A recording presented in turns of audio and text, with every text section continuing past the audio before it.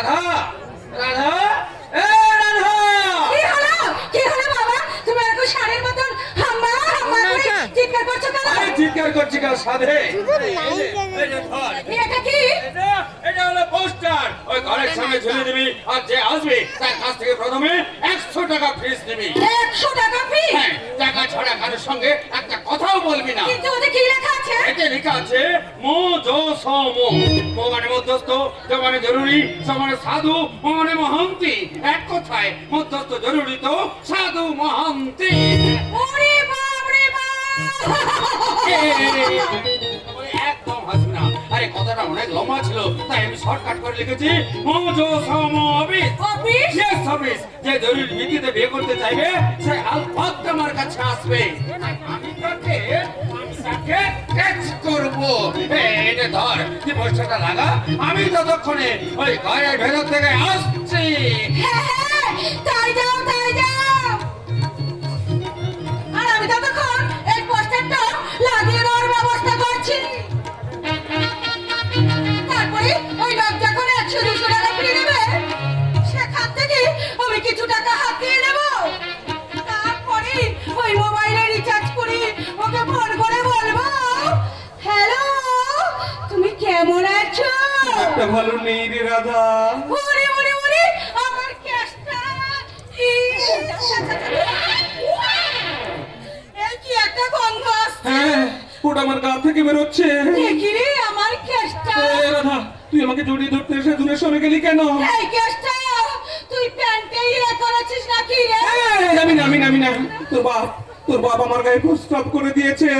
তা সে কেমন করে তোর গায়ে অ্যাটাক করলো? আরো কেমন করে জিজ্ঞাসা করছিস? ওই দুদিন আগে ফোনে তুই আমাকে বলেছিলি না দেখা করার জন্য? আরে সেই জন্যই তো সারা রাত আমি জানালা খুলে বসেছিলাম। আমি তো সকাল হওয়াকে তোদের বাড়ির দিকে আসছিলাম, কিন্তু দুটো কুকুর আমাকে তাড়া করলো। আমি অমনি দৌড়তে ঢুকে পড়লাম তোদের বাথরুমের ভেতরে। ইস! আরে কুকুর দুটো শুকতে চলে গেল। আর মশা, ওরে বাবারে, মশা আমার জীবন নিল। শেষে তোর বাপটা এসে আমার উপরে ইয়ে করে দিল। ছ্যাঁচা করছিস কেন? ওর ইয়ে থেকে তো গন্ধ, আমি জানবো কি করে? এ দাদা, হ্যাঁ? তোর বাপের কি ডায়াবেটিস আছে? কি গন্ধ! আমার জন্য তুই এত গ্যাস হজম করলি কেষ্টা? তুই আমাকে এত ভালোবাসিস? ভালোবাসলে আর কি হবে রাধা? তোর বাপটা যেভাবে ঘিরে বসে আছে তাতে। আরে বাবা, আর দিকে বসে থাকতে পারবে না। দেখতে পাচ্ছ না ঘরের সামনে পোস্টার? ওতে কি লেখা আছে? মজা সম মানে মজুসনের অফিস। মা মতো সব সময় থাকবে। আর যে আমার সঙ্গে দেখা করতে আসবে তাকে 100 টাকা ফিরে দিতে হবে।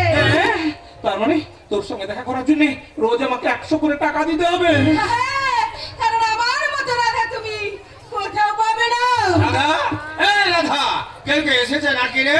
হ্যাঁ বাবা, একজন এসেছে। মাত্র একজন? তা তুমি কে বাবা? আমি ওই যশোদা দেবীর বাড়ির সব কিছু কেসটা। কেসটা? তা তুমি রাধার কাছে কেন? এখানে এসে বলো। এই তুই ফ্রিজ দিয়েছো? ফ্রিজ না বাবা, দেয়নি। সকিরি, সকাল থেকে পোস্টার লাগিয়েছিস, এখনো পর্যন্ত বউনি করতে পারিস নি। তো তোরা কিচ্ছু হবে না। যা তুই এখন ঘরের ভেতরে যা। যেতে হবে না। এই নিন আপনার ফ্রিজ। কি গন্ধ! এই ওকে দাও।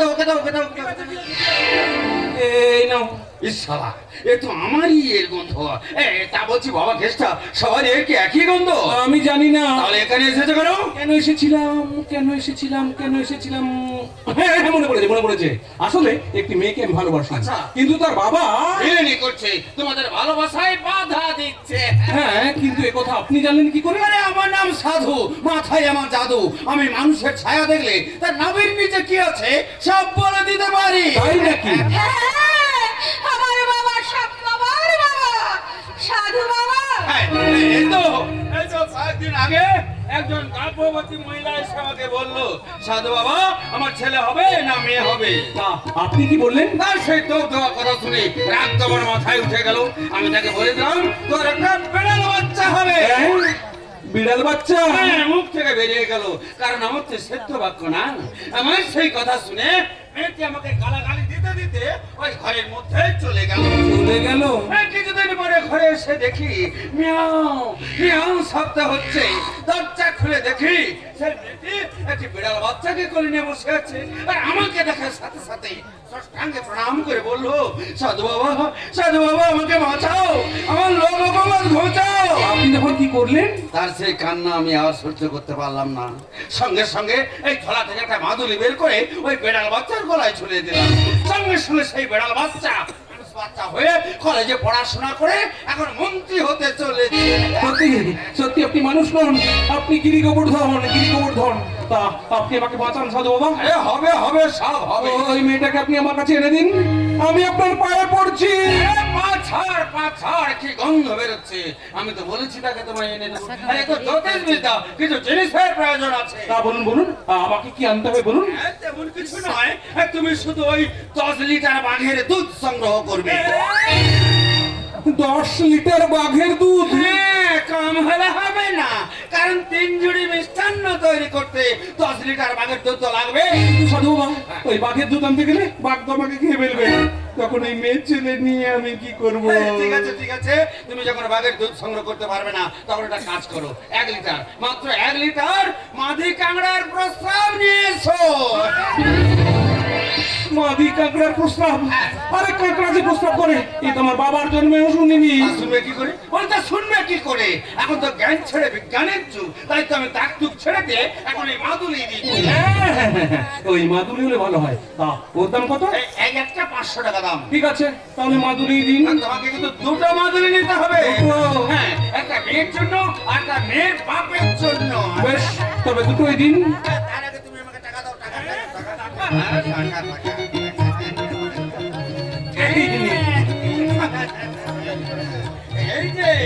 এই যে লাল সুতোর মাদুলিটা হচ্ছে নর্তন মাদুলি। নর্তন?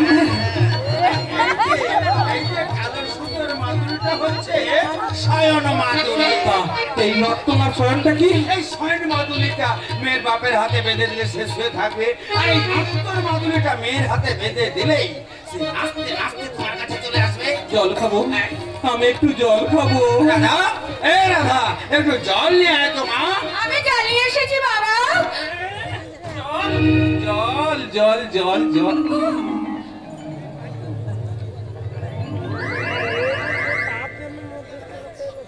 আহ, কি মিষ্টি। মিষ্টি? আরে জল না, আমার মেয়ে।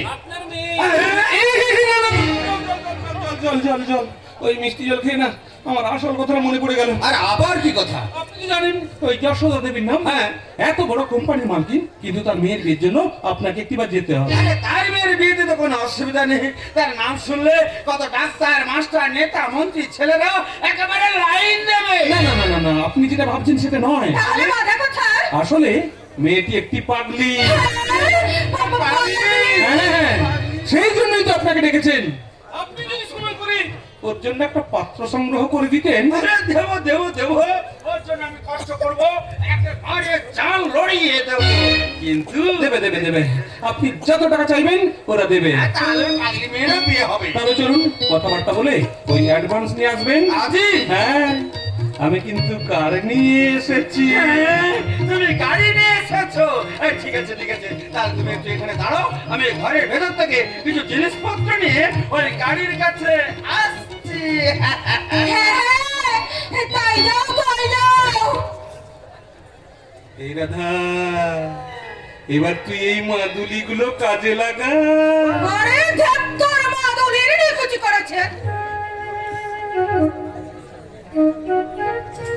আমি এইসব মাদুলি টাদুলি চাই না, আমি চাই তোকে, কারণ আমি যে তোর রাধা।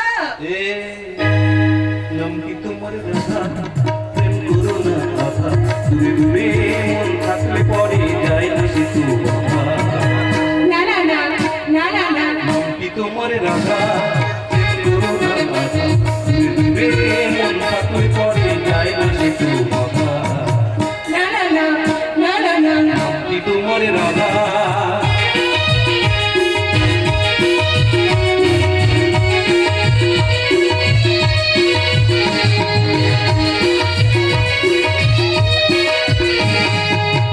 তুমি আমার কষ্ট হলে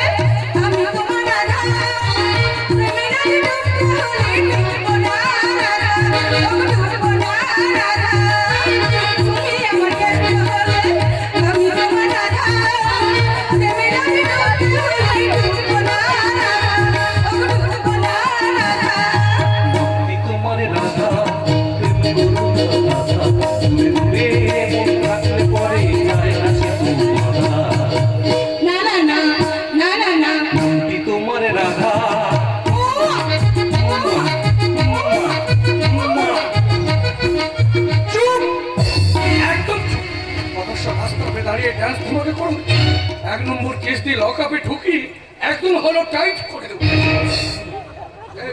এই রকম, আরে চুপ করে আছিস কেন? কিছু একটা বল। এ আপনি কি বলছেন স্যার? একবার বলছেন চুপ করতে, আবার বলছেন মুখ খুলতে। আইনের খাতায় এসব কি করে হয় স্যার? হয়নি মুখে হয়।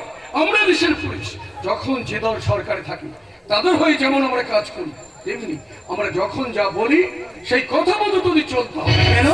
মানুষ কি খেলনা নাকি? হ্যাঁ খেলনা, এখন তোদের আমি খেলনার মতো নাচাবো। তবুও রাধা মুখ খুলবে না কেন? আমার সঙ্গে কথা বলতে হলে 100 টাকা ফ্রি দিতে হবে। মানে দেখতে পাচ্ছি না, এটা মজা সমর অফিস। এই মধুসূদন অফিসে দাঁড়িয়ে কথা বলতে হলে প্রথমে 100 টাকা ফ্রি দিতে হবে। কিন্তু আপনি অনেকক্ষণ থেকে অনেক কথা বলছেন, তাই আপনার পকেট থেকে এই 100 টাকা বের করে নিন। চলো, আপনি ঘরে পুলিশের পকেটে হন। পুলিশ হয়ে আপনি যদি ভালোবাসার মাঝখানে রুল ঢুকিয়ে দিতে পারেন, তাহলে পাবলিকও পারে আপনার কাছ থেকে টাকা নিতে। এই রাধা, আমি অভিরাম, অকালে মারি মানুষের মাথায় বাদ। আচ্ছা বাজকে তোরা বাধা দিচ্ছিস, আজ তোদের আমি তার আগে ওই চোর ডাকাতদের পেটেন স্যার, কারণ আমরা তো আর চুরি ডাকাতি করিনি, প্রেম করেছি প্রেম। আর আইনের খাতায় প্রেম কোনো অপরাধ নয়। আছে। প্রেমের নাম করে খুন ধর্ষণ করে ফাঁসি আছে, রাস্তা খারাপ করা মধুসূদন অফিস করলে দোষ আছে। তাই আমি গুলি করে তোদের প্রেম ভাঙবো। টাকা ছিনতাইয়ের অপরাধে তোদের নামে আমি কেস করবো। বেআইনি অফিস করি, মধ্যস্থতার গণৎকার হয়ে মানুষ চোখালে যাবজ্জীবন কারাদণ্ড। তবেই বুঝবে এই অভিনব কেমন বস। অফিসার